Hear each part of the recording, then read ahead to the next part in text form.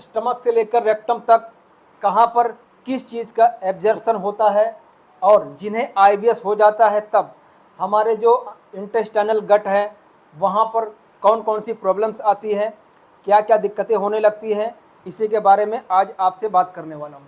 दोस्तों, हालांकि हमारा जो पाचन है वो हमारे मुंह से ही शुरू हो जाता है, यानी कि जो सलाइवा हमारे मुंह में बनता है, जब भी हम कोई भी टुकड़ा आप मुंह में डालते हैं तब वहाँ पे सलाइवा बनता है, पानी जैसा हो जाता है, उसके साथ ही हमारा भोजन अंदर जाता है। जब हमारा भोजन पेट के अंदर आता है तब यहाँ पर रहता है HCl यानी कि हाइड्रोक्लोरिक एसिड। अब बहुत सारे पेशेंट जो होते हैं आईबीएस के, उन्हें HCl कम हो जाता है, यानी हाइड्रोक्लोरिक एसिड कम हो जाता है। ये कम क्यों होता है? क्योंकि उनका अभी जो इंटेस्टाइनल गट है या डाइजेशन वो ठीक नहीं है, इसके वजह से वो लोग कुछ दवाइयाँ ज़्यादा खाएंगे, ठंडा चीज़ें ज़्यादा ले लेंगे, तो भी यहाँ पर जो है HCl कम हो जाता है। और जब HCl कम होगा तो इसका जो सिम्टम्स है वो है कि पेट फूलने लगेगा। जैसे आप खाओगे आपका पेट भारी हो जाएगा, ठीक है। किसी का आधे घंटे बाद हो जाता है, किसी का 10 मिनट बाद हो जाता है, लेकिन अगर आपका पेट भारी हो जाता है खाने के बाद तो समझो कि आपके पेट में हाइड्रोक्लोरिक एसिड नहीं है या तो बहुत कम है, ठीक है। उसके बाद में यहाँ पे जो भी भोजन आता है उसको टुकड़े में करता है, यानी कि हमारा HCl जो होता है वो हमारे भोजन को बिल्कुल टुकड़े टुकड़े में कर देता है, बिल्कुल महीन कर देगा, फिर हमारा भोजन आगे की तरफ बढ़ता है। लेकिन अगर यहाँ पे हाइड्रोक्लोरिक एसिड नहीं है तब हमारा भोजन जो है टुकड़े में नहीं होगा, तो हमें क्या होगा, अनपचा टॉयलेट निकलना शुरू हो जाएगा, यानी कि ऐसा लगेगा कि बिना पचे हुए हमारा भोजन बाहर निकल रहा है, ठीक है। उसके बाद में आता है यहाँ पे जो आप देख रहे हैं ये है डिओडेनम। डिओडेनम क्या करता है कि यहाँ पर जो भी हमने खाना खाया इंटेस्टाइन में जाने से पहले उसके अंदर एंजाइम, डाइजेस्टिव एंजाइम जो होते हैं उसको मिक्स करता है, ठीक है। अगर यहाँ पे ये मिक्स नहीं करेगा तो हमारा भोजन सही से पचेगा नहीं। अब यहाँ पे मिक्स कैसे करता है, वो पैनक्रियाज से कुछ एंजाइम लेता है, कुछ गॉल ब्लैडर से लेता है, कुछ लीवर से लेता है, और यहाँ पर ये मिक्स करके फिर आपके छोटी आंत में हमारा भोजन जाता है।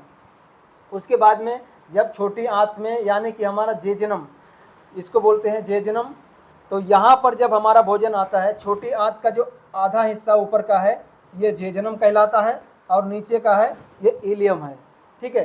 तो जेजनम में जो है यहाँ पर इसका जो काम है जेजनम का, ये शुगर और जो फैटी एसिड होता है, अमीनो एसिड होता है, इसका एब्जॉर्प्शन करता है, ठीक है। और अगर यहाँ पर कुछ इफ़ेक्ट है, यानी जिन्हें आईबीएस की प्रॉब्लम है, तो ये छोटी आंत में अगर इरिटेशन है तो क्या होगा कि जो एसिड है, शुगर हमारा, फैटी एसिड जो है, अमीनो एसिड, ये सब अगर एब्जॉर्ब नहीं होगा तो क्या होगा, हमारे ब्लड की एसिड बढ़ जाएगी, और जैसे ब्लड की एसिड बढ़ती है वैसे ही हमारा जो स्किन है वो बिल्कुल लूज होने लगता है। आप भी चेक करेंगे, अगर आपको आईबीएस की प्रॉब्लम है तो आपकी चमड़ी जो है बिल्कुल पतली हो जाती है, और आपका धीरे धीरे जैसे आपका एसिड बढ़ेगा ब्लड में वैसे वैसे आपको कॉन्स्टिपेशन बढ़ता चला जाता है। क्यों? क्योंकि अगर हमारा स्किन लूज हो सकता है तो हमारी इंटेस्टाइन, हमारी कोलोन, ये भी बिल्कुल लूज हो जाती है, और जैसे लूज हो जाएंगी तो उनका फंक्शन कम होगा, फिर क्या होगा कि कॉन्स्टिपेशन बढ़ता चला जाएगा, ठीक है। तो ये भोजन जो है इलियम में पहुंचता है तब यहाँ पर क्या होता है वो मैं बताता हूँ। यहाँ पर क्या होगा कि जितने भी हमारे भोजन हमने जो खाया है उसके अंदर मिनरल्स हैं, विटामिन्स हैं, प्रोटीन है, पानी है, उसको क्या करेगा, अवशोषण उसका करेगा, यानी उसको एब्जर्व कर लेगा, ठीक है। जब उसको एब्जर्व करेगा तो हमारे स्टूल का जो फॉर्मेट है थोड़ा सा बदल जाता है, यानी पहले ढीला था फिर धीरे धीरे वो ठोस मटेरियल में बदलने लगता है, ठीक है। ये है इलियम का काम। उसके बाद में जब हमारा भोजन असेंडिंग कोलोन में पहुंचता है, ठीक है, ये जो हमारा अपेंडिक्स रहता है वहाँ से ही हमारी छोटी आंत और बड़ी आंत का मिलन होता है, यहाँ से हमारी बड़ी आंत स्टार्ट हो जाती है, ठीक है। यहाँ पे असेंडिंग कोलोन यहाँ तक है। यहाँ पे क्या होगा कि जो भी पानी इलियम ने क्या किया था कि जो भी हम पानी पीते हैं उसको एब्जर्व कर लेता है, शरीर में भेज देता है, लेकिन जो भी पानी बचा हुआ रहता है उसको हमारा असेंडिंग कोलोन उसको एब्जर्व कर लेता है, और हमारा स्टूल का जो फॉर्मेट है यहाँ से ठोस मटेरियल में बिल्कुल बदल देता है। उसके बाद में आता है ट्रांसवर्स कोलोन। ठीक है, ट्रांसवर्स कोलोन का यहाँ पे काम क्या है, ये हमारे जो भी खाना हम खाते हैं उसके अंदर अगर नमक है, साल्ट है, उसको एब्जर्व कर लेता है। ठीक है, उसको अवशोषण करेगा। उसके बाद में क्या होगा, ये जो डिसेंडिंग कोलोन आती है। ठीक है, जब डिसेंडिंग कोलोन का काम क्या है कि जो भी हमने भोजन किया है, हमारे अंदर जो भी स्टूल है यहाँ पे, वो ये काम करता है प्रेशर बनाना। ठीक है, यानी कि स्टूल को आगे की तरफ ढकेलना। ठीक है, तो यहाँ पे जो है ये प्रेशर आपका बनाता है। उसके बाद में हमारा भोजन जब भी सिग्मोइड कोलोन में आएगा, रेक्टम के पास में हमारा भोजन यहाँ पे इकट्ठा हो जाता है। ठीक, और जैसे हम सुबह में उठते हैं, फिर यहाँ पर जो भी भोजन इकट्ठा रहता है वो हमारा प्रेशर के द्वारा बाहर निकल जाता है। लेकिन अब इसमें होता क्या है कि जब आईबीएस की दिक्कत रहती है, तब ना तो हमारा पानी एब्जर्व हो रहा है, ना ही प्रोटीन्स, न्यूट्रिएंट्स, मिनरल्स कुछ भी एब्जर्प्शन नहीं हो रहा है। फिर क्या होगा कि आपको डायरिया होगा, किसी को कॉन्स्टिपेशन होगा, किसी को झाग निकलेगा, किसी को म्यूकस आएगा। ये सारी समस्याएं जो हैं शुरू होने लग जाती हैं। ठीक है, तो जो हम न्यूरोथेरेपी का ट्रीटमेंट देते हैं, तो सबसे पहले क्या होता है कि हम नाभि को चेक करते हैं। अब नाभि जब खिसकी रहेगी, नाभि हमारी बीचों बीच यहाँ पे रहती है। ठीक, ये बड़ी आंत है, छोटी आंत है, बिल्कुल छोटी आंत के सेंटर में हमारी नाभि रहती है। अब नाभि जब खिसकेगी, तब इसके आसपास के जितने भी ऑर्गन हैं सभी फ्लैक्चुएट करने लगते हैं। समझ गए, सभी का जो फंक्शन है स्लो हो जाता है। ठीक है, अब नाभि ना खिसकने पाए उसके लिए आपको ध्यान रखना पड़ेगा। ठीक है, कि नाभि ना खिसके, और अगर खिसकी है, आपको आईबीएस है, तो उसे हम ठीक करेंगे, वो भी न्यूरोथेरेपी के द्वारा। ठीक है, तो होता क्या है कि हम सबसे पहले न्यूरोथेरेपी में नाभि को चेक करते हैं कि खिसका है या नहीं खिसका है। तो ज़्यादातर केस में नाभि ही खिसकी हुई रहती है। फिर हम लोग क्या करेंगे, कई महीनों से, कई सालों से नाभि खिसकी है, तो क्या होगा, आपके इंटेस्टाइन में, कोलोन में सूजन हो जाता है।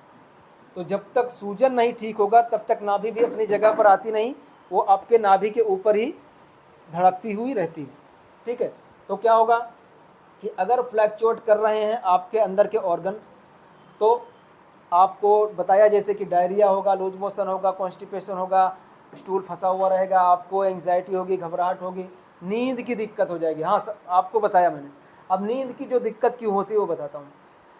95% सेरोटोनिन जो नींद लाने के लिए हमारे शरीर में चाहिए, वो 95% हमारे इंटेस्टाइनल गट में ही बनता है। समझ गए, यानी वहाँ पे जो उसका जो प्रोडक्शन है 95% हमारी छोटी आंत में ही होता है। ठीक है, और अगर ये हमारी नाभि खिसकी है, तो ज़्यादातर लोगों का जो नींद की समस्याएं हैं, उनको आईबीएस की वजह से ही नींद की समस्या होती है। ठीक है, और ज़्यादातर जो पेशेंट हैं उनको नींद की समस्या रहती है। ठीक है, तो ये सारी चीज़ें रहती हैं। तो धीरे धीरे जैसे हम थेरेपी देते हैं, फिर उनका एसिड एल्कलाइन बैलेंस करेंगे। जैसे आपको बताया कि वहाँ पर एसिड का एब्जॉर्प्शन नहीं हो पाता है, तो ब्लड में एसिड बढ़ जाता है, तो हम लोग न्यूरोथेरेपी से एसिड एल्कलाइन भी बैलेंस करते हैं। आपके पेट में जो यहाँ पर हाइड्रोक्लोरिक एसिड कम हो गया है, उसको भी बढ़ाते हैं, पेट को स्टिमुलेट करते हैं। उसके बाद में डिओडेनम में वो फंक्शन करे, हमारा गॉल ब्लैडर, लीवर ये फंक्शन करे, इसके लिए लीवर और गॉल ब्लैडर, पैनक्रियाज को स्टिमुलेट करते हैं। फिर ये धीरे धीरे अपने जो भी डाइजेस्टिव एंजाइम्स हैं वो बनाने लगते हैं और हमारी आंतों में आने लगता है। ठीक है, तो धीरे धीरे जो है एसिड एल्कलाइन बैलेंस होगा, आपकी आंतों की सूजन को ठीक करेंगे और यहाँ पर नाभि को भी शट कर देंगे, तो आपका आईबीएस ठीक हो जाता है। ठीक है, बस इतना ही आईबीएस में साइंस है, और कोई भी ज़्यादा आपको दिमाग लगाने की ज़रूरत नहीं है। कई बार आपको लगता है कि हमारा आईबीएस जो है सिर्फ दिमाग से है, पेट से नहीं है।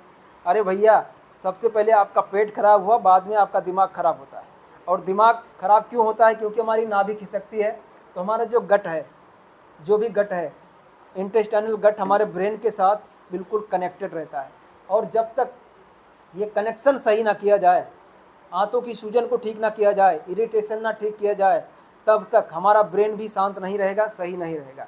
इसीलिए बहुत सारे डॉक्टर्स आपको साइकेट्रिक के पास भेज देंगे कि भैया हमसे अब कुछ नहीं हो पाएगा, अब आप मनोचिकित्सक को दिखा लो, वो आपके लिए कुछ कर पाएगा। वो आपको नींद की गोलियां देता है, पेट साफ करने की गोलियां देगा। ठीक है, और उनके पास कोई भी उपचार नहीं है। अब आंतों की सूजन को ठीक करना है, एसिड एल्कलाइन को बैलेंस करना है, पेट में HCl को बढ़ाना है, तो आप बताओ कि वो साइकेट्रिक की दवा जिससे आप नींद ले रहे हैं वो कैसे ठीक कर सकती है। ठीक है, इसीलिए आपको दुविधा में नहीं पड़ना है, घबराना नहीं है कि कैसे ठीक होगा, कब ठीक होगा, कहाँ ठीक होगा। आपको न्यूरोथेरेपी ट्रीटमेंट लेके IBS को ठीक करना है। ठीक है दोस्तों, धन्यवाद।